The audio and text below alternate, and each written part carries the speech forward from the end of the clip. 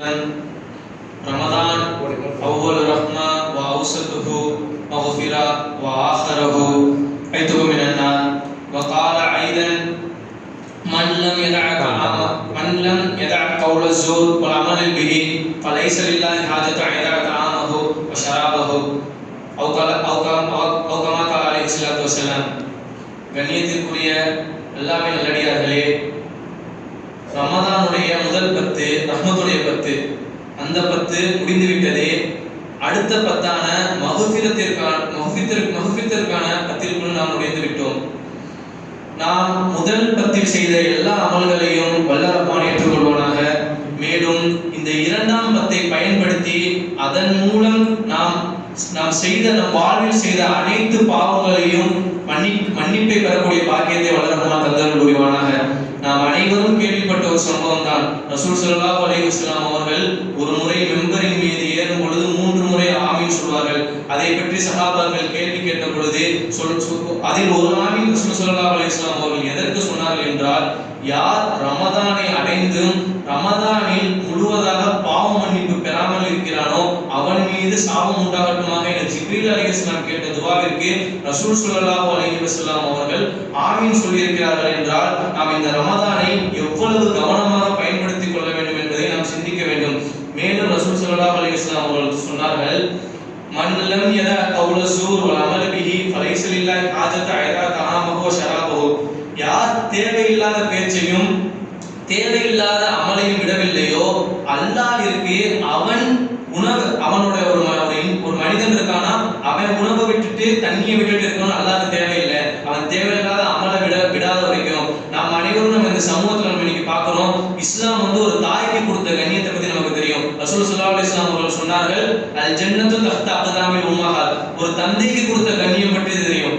ரிதல் ரப்பி ஃபிரதல் வாலிதி வஷஃப்து ரப்பி வஷஃப்து வாலிதி. தந்தையின் பொருத்தத்தில் தான் அல்லாஹ்வுடைய பொருத்தமும், தந்தையின் கோபத்துல தான் அல்லாஹ்வுடைய கோபமும் இருக்கு.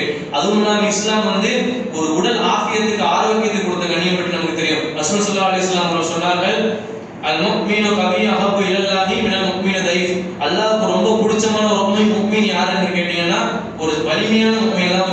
வலிமை இல்லாத முஃமினோட அல்லாஹ்வுக்கு ரொம்ப பிடிக்கும். ஆனா இன்னைக்கு நம்ம சமூகத்துல பார்க்கிறது என்னன்னா, மாத்தி நம்மளுடைய இளைஞர்கள் ஏதாவது கோபம் ஏற்பட்டாலோ மற்றவங்களுடைய தாயையோ மற்றவங்களுடைய தந்தையோ மற்றவர்கள் உடலில் இருக்க ஆரோக்கியம், உனக்கு அந்த ஆரோக்கியம் இல்லாம போகட்டும், உங்க தந்தை அப்படியா இருக்கும், உங்க தாய் அப்படியா இருக்குங்கிறத மாத்தி திட்டிக்கிறத பார்க்கணும். ரசூல் ஸல்லல்லாஹு அலைஹி வஸல்லம் சொன்னார்கள், இந்த மாதிரி பேச்சு இருக்கவங்கள்ட்ட, இந்த மாதிரி செயல் இருக்கவங்களோட நோம்பு அல்லாஹ் தஆலா ஏத்துக்க மாட்டான். அது மட்டும் இல்லாம நம்ம இன்னைக்கு இந்தியாங்கிற ஒரு நாட்டில் வாழ்றதுல மாற்று மத சகோதரர்களோட அதிகமா பழகக்கூடியவங்களா இருக்கும். நம்மளுடைய வார்த்தைகளை கொண்டுதான் நம்ம வரலாற்றில் நம்ம கொஞ்சம் பின்னாடி பார்த்தோம்னு பாத்தீங்கன்னா, மக்கள் கூட்டமா இஸ்லாத்துக்கு வந்தது எதை பாத்தீங்கன்னா நம்மளுடைய வார்த்தைகள் கொண்டுதான். நம்மளுடைய வார்த்தைகளை ஒரு மனுஷனோட மனதை நோக்கடிச்சுட்டா அவன் மன்னிக்கிறவரை அல்லாஹ் மன்னிக்க மாட்டான். இந்த 2ஆம் ரமதானுடைய 10ஐ கொண்டு மற்றவர்களின் மனதை நோக்கடிக்காமல் இருந்தால், இதற்கு முன்னாடி நம்ம அவங்களை நோக்கடித்தாலும் அவரிடம் சென்று மன்னிப்பு கேட்டு, மேலும் அல்லாஹ் தஆலாவிடம் மன்னிப்பு கேட்க இதை பயன்படுத்திக்கணும். அல்லாஹ் தஆலா நபி ஸல்லல்லாஹு அலைஹி வஸல்லம் அவர்கள் சொல்றாங்க, அல்லாஹ் சொன்னதாக,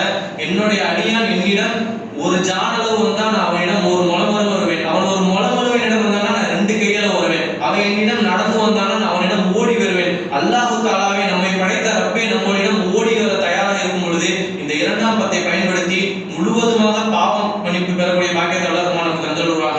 மேலும் இந்த ரமதான்ல நம்ம நியத் வைக்கணும். ரமதான்ல பாவத்திலிருந்து தப்பிக்கிறது ரொம்ப எளிது. அதனால இந்த ரமதான்ல நம்ம வாயிலிருந்து இனிமே எந்த அசிங்கமான வார்த்தை மற்றவங்களோட தாய் தந்தைகள் திட்டுறதோ மற்றவங்களோட உடல் ஆரோக்கியத்தை திட்டுறதுக்கோ வரக்கூடாது.